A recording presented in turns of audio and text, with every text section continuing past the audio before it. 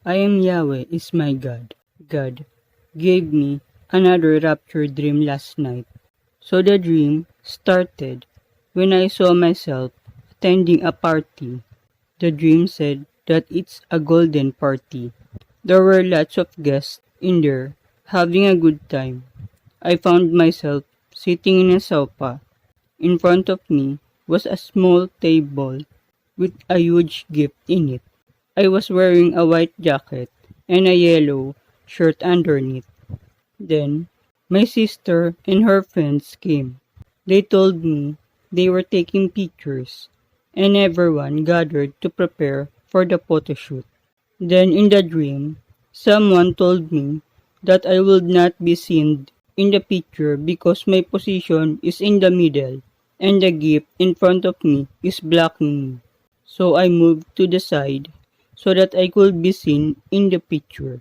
Then, I saw the camera and I could see myself moving to the right side and the picture was taken and I ended up being seen standing in the right side.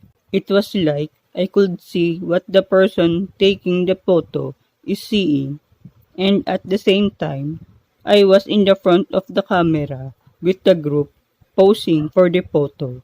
So after that, the scene switched in the party, and I looked like I was looking for someone, probably the celebrants. There is an orchestra playing and lots of guests standing in the party. Then the music ended, and the guests were all clapping, and the scene switched in the overview of the party. I saw that the party is being held in a cloud, in a huge cloud. That was the venue of the party, and the cloud is high above the sky. So all the people in that party is elevated, and everyone is clapping as the music ended. Then, the scene switched again in the party, and I saw the celebrants' pictures in the banner. It was a couple. The man is 89 years old, and the woman is 8 years old. The dream told me, the dream told me that the woman is silver, but the man is gold. Then I heard a voice saying to me, "Isn't it good that they had waited this long?" After that, the dream ended, and I woke up. I thought at first that the party is being held on the earth, but the dream had shown to me that it was actually a birthday party being held in heaven. The man is celebrating his 50th birthday in heaven, while the woman is celebrating her 25th birthday in heaven. Seeing that both of them are celebrating at the same time, I'm guessing that they arrived in heaven in the same date but at a different time. The man arrived in heaven exactly 25 years earlier than the woman. That is why the man is gold while the woman is silver. Based on their age, the man must have passed away at the age of 39, while the woman passed away at the age of 55.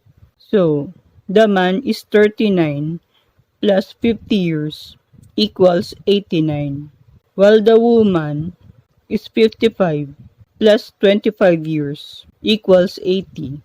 They are both celebrating their birthdays at the same day. That means that they have the same death date, but there were 9 years gap in their age, as the man is 89 and the woman is 80. So that is the explanation for their age. But I did said that it is a rapture dream. So what's the dream's connection with the rapture? The dream is held in heaven as the party's venue is up in the clouds and the couple is shown to have died a long time ago. So God is showing me that while they were celebrating in heaven, they were also waiting to be resurrected in the last day, and that they were waiting for a long time. So God is telling His church that those who had died and went to heaven are also waiting to be reunited with their loved ones. Seeing that the couple spent 25 years apart and only reunited 25 years ago, God is telling His church to be ready as there will be a reunion coming. Me and my sister are still alive, and yet we were invited to the party and is celebrating the party with the deceased in heaven. The fact that we were taking pictures means that it is going to be a memorable one, since I ended up in the right side of the picture and is wearing a white jacket. It means that I am at least among those people who got raptured. The right side represents those people whom God placed at His right side to be taken with Him to heaven. Those are the people that God separated and harvested from the world, the wheat of the world. The 9 years age gap in the couple's age symbolizes the Beatitudes. The gold and silver birthdays symbolizes God. Remember that the New Jerusalem is a city of gold, and the silver is God's word. It is said in the scriptures that the words of the Lord are pure words, as silver tried in a furnace of earth, purified 7 times. Psalm 12 verse 6.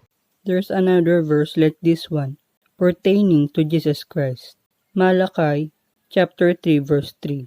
And He shall sit as a refiner and purifier of silver, and He shall purify the sons of Levi, and purge them as gold and silver, that they may offer unto the Lord an offering in righteousness. The rapture is coming soon.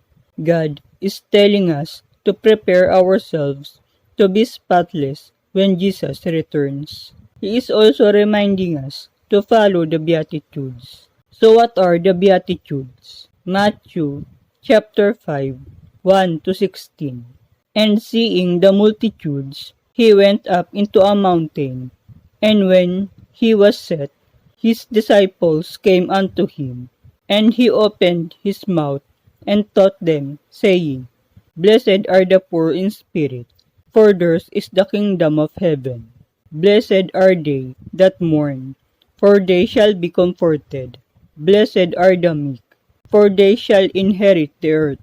Blessed are they which do hunger and thirst after righteousness, for they shall be filled.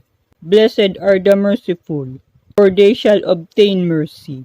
Blessed are the pure in heart, for they shall see God.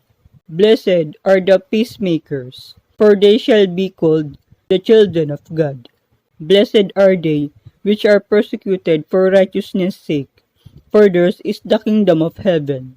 Blessed are ye, when men shall revile you, and persecute you, and shall say all manner of evil against you falsely, for my sake. Rejoice, and be exceedingly glad, for great is your reward in heaven. For so persecuted they the prophets which were before you. Ye are the salt of the earth. But if the salt have lost his savour, wherewith shall it be salted? It is thenceforth good for nothing, but to be cast out, and to be trodden under foot of men. Ye are the light of the world. A city that is set on an hill cannot be hid. Neither do men light a candle, and put it under a bushel, but on a candlestick, and it giveth light unto all that are in the house. Let your light so shine before men, that they may see your good works, and glorify your Father which is in heaven. The Beatitudes reminds us that those people who are persecuted, mocked, and abused for Christ's sake inherits the kingdom of heaven. If we have acknowledged that we have nothing to offer to God, even though we have material possessions, that we are spiritually impoverished, and we needed God beyond our physical needs in our life to sustain our spiritual needs, then we will inherit the kingdom of heaven. If we are cursed and insulted for telling the truth, If we are mourning for our loss and mourn for our sinfulness, then God will comfort us. If we are being peacemakers and hates violence and arguments, then we will be called children of God. If we are being merciful and forgive our enemies, God will be merciful on us. If we are being meek, obedient, and surrender ourselves to God's hands, we will inherit the earth. If we have pure hearts, cleansing ourselves from impure thoughts, and we do not wish harm to our neighbors, then we will see God and we will walk with God. If we are hungry and thirsty for righteousness, then we will be filled. And if we are being persecuted for doing righteous acts that is pleasing in God's eyes, then we will have the kingdom of heaven. God called us to be the salt of the earth and light of the world, to spread the word of God to the world, and to live our lives according to the way of the cross. Following Jesus' way is not easy, as everyone experienced being persecuted and hated for telling the truth and doing good. But God does not want us to stop doing good to others, as God is holy and immaculate.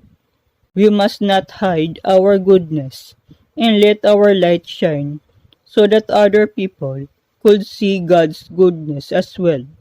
Let's surrender ourselves humbly in God's hands and leave everything to God. If we are experiencing injustices around us, God will avenge us. All injustices in this world will be avenged by God in due time, including the injustices done by those wicked people who got away and never got punished by the law. God will make sure that they will get the punishment they deserve, so we can get assured that everything is in God's plan and He got everything under control. Remember, brothers and sisters, that we have to do good and be kind to other people. We must not worry about the persecutions and tribulations in our lives, because Jesus is with us. Jesus will protect us from our enemies and guide us to the right path. Just as Jesus is the salt of the earth and the light of the world, so are we. So we must trust God and hold on to God, especially in dark seasons of our lives. Let's remain faithful to God, just as God remained faithful to us. We must show compassion and love to our neighbor, just as Jesus has compassion and love for us. We must repent and turn away from our sins and return to God while there is still time. Let us be found spotless before God. The rapture is imminent. Let's get ready. Jesus is coming soon. That is all. Thank you, and may God bless you.